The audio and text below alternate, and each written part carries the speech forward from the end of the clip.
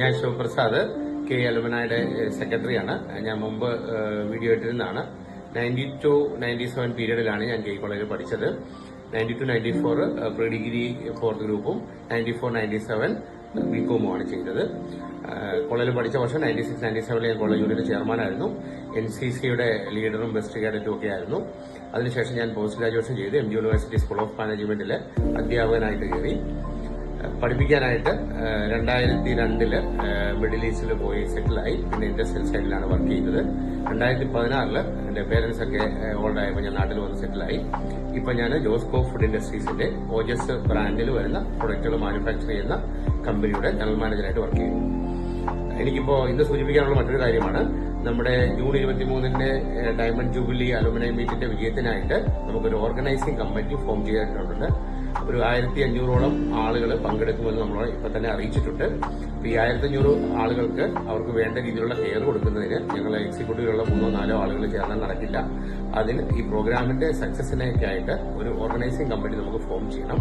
ആ organising committee form ചെയ്യാനുള്ള ഒരു മീറ്റിംഗ് ഈ വെള്ളിയാഴ്ച രാവിലെ 10 മണിക്ക് ഫാബിയൻ ഹാളിൽ വെച്ച് നമ്മൾ വിളിച്ചിട്ടുണ്ട്. കെ കോളേജിനകത്തുള്ള ഒരു ഹാളാണ്.